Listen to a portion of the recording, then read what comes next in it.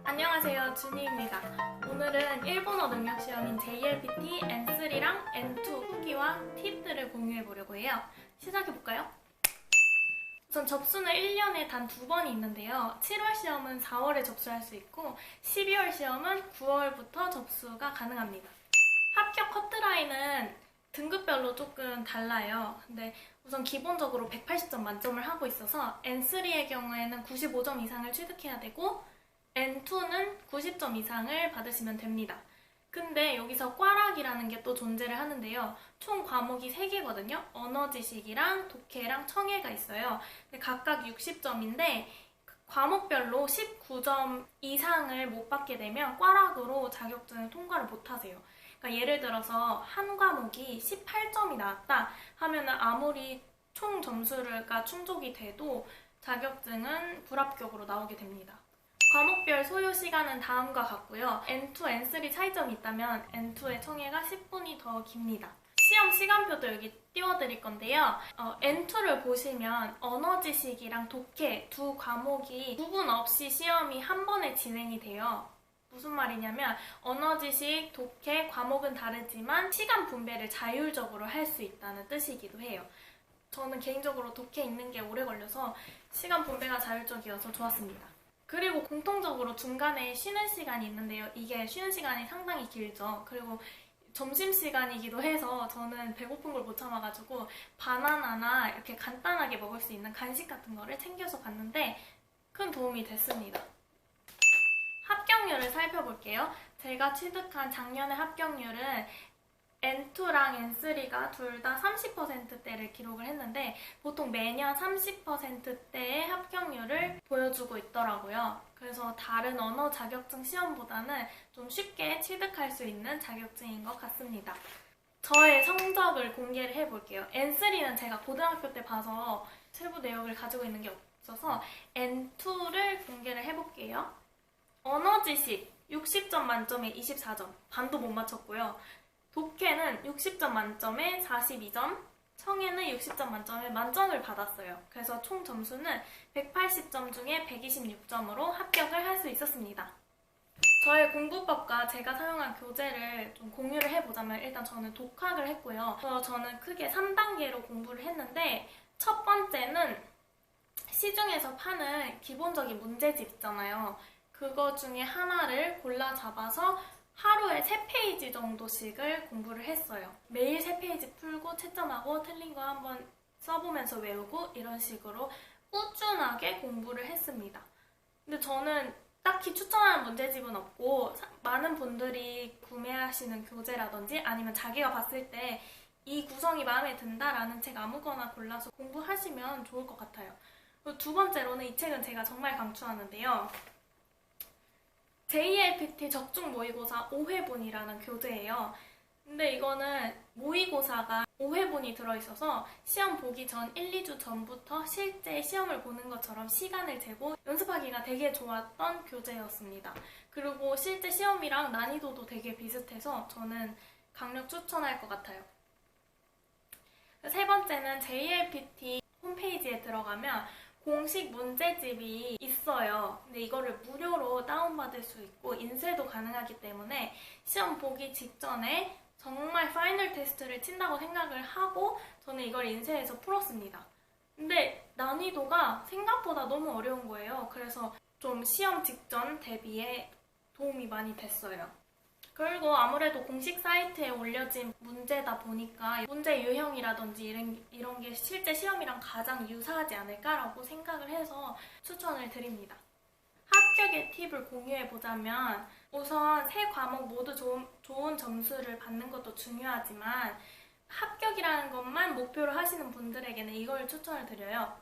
첫 번째로 과목별로 꽈락만 면하고 그리고 재밌고 자신 있는 파트를 집중적으로 더 공부를 하시는 게 효율적일 수 있습니다. 과목별로 팁을 말씀드리자면 첫 번째 언어 지식 과목의 경우에는 문자, 어휘, 문법 이런 것들이 다 포함되어 있는 과목이잖아요. 그래서 문제 유형이 한 9가지 정도로 나뉘어져 있어요. 저는 그 중에서 본인이 자신 있는 파트를 공략하는 게 중요하다고 생각을 합니다. 저는 실제로 어휘 실력이 빵점에 빵점이요. 거의 마이너스예요. 그래서 오히려 제가 자신 있는 문법 아니면 뭐 문장 나열 이런 것들을 더 집중적으로 공부해서 어휘가 정말 취약하지만 꽈락은 면할 수 있었던 그런 케이스입니다. 그래서 자신 있는 부분을 공략하세요. 독해 팁을 드리자면 독해는 우선 문제 먼저 읽고 지문을 읽으시는 것을 추천을 드려요. 문제라 봤자 두세 개밖에 없기 때문에 이 문제가 물어보는 게 뭔지를 확실하게 파악하고 지문을 읽어야지 더 효율적으로 문장 읽기가 가능하다고 보고요. 그리고 다 못 풀어도 괜찮아요. 시간에 쫓기지 마시고 본인이 푸는 것만 정확하고 확실하게 푸시는 게 더 중요합니다. 막판에 시간이 없다고 너무 긴장해서 쫓기지 마시고 지금 가지고 있는 문제만 충실하게 잘 풀어나가세요. 또 팁이 있다면 쉬워 보이는 문제부터 푸는 건데요. 독해를 앞부분부터 풀기보다 저는 딱 봤을 때 저에게 친숙한 지문이다, 친숙한 주제다, 아니면 쉬워 보이는 문제다 라는 거를 먼저 쏙쏙 골라서 풀었어요. 만만한 문제들이 더 빨리 익히고 빨리 풀리기 때문에 그것도 시간을 절약할 수 있는 팁인 것 같습니다. 정답률을 높이는 팁을 알려드릴 건데요. 이게 진짜 JLPT 시험에선 제일 중요하다고 봐요, 저는. 왜냐면 이 시험이 180점 만점 중에 N2의 경우에는 90점 이상만 맞추면 되는 거기 때문에 한마디로 말해서 잘 현명하게 찍는 게 제일 중요합니다. 그래서 제가 방법을 알려드릴 테니까 정말 그냥 믿고 따라오세요.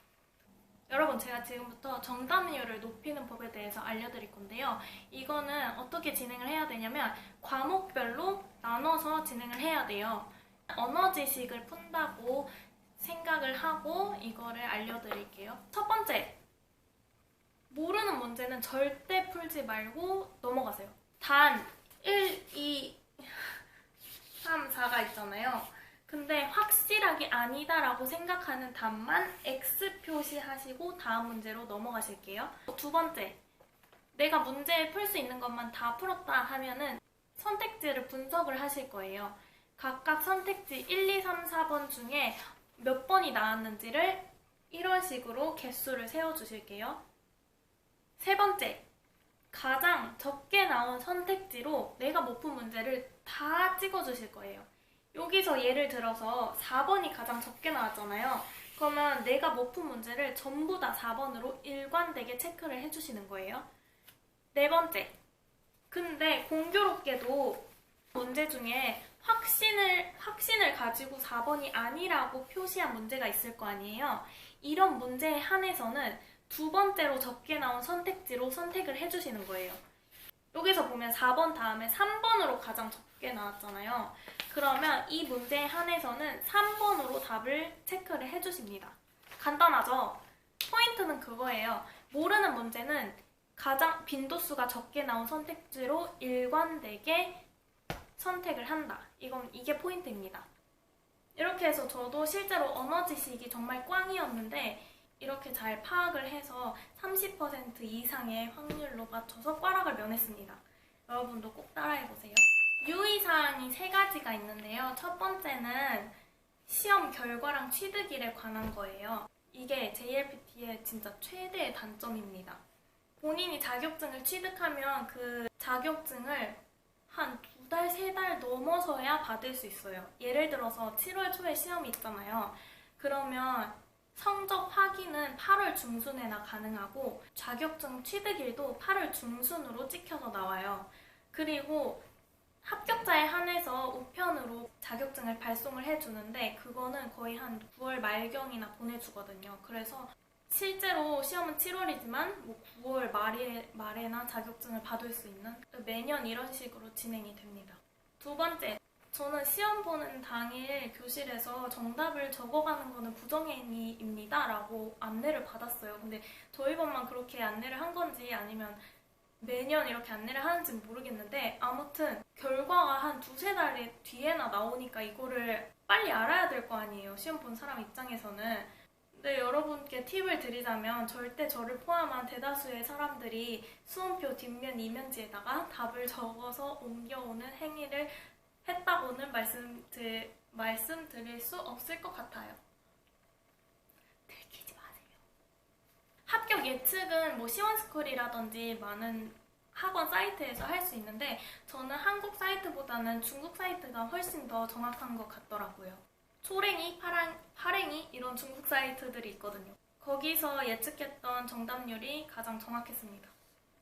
세 번째, 득점 등화라는 제도가 있어요. JLPT에는. 이게 무슨 말이냐면 정답수랑 시험 점수랑이 동일하지가 않아요. 시험 난이도에 따라서 점수가 약간의 변동이 있을 수 있다는 소리인데, 예를 들어서 저도 실제 시험에서는 청해가 2문제 정도가 틀렸거든요.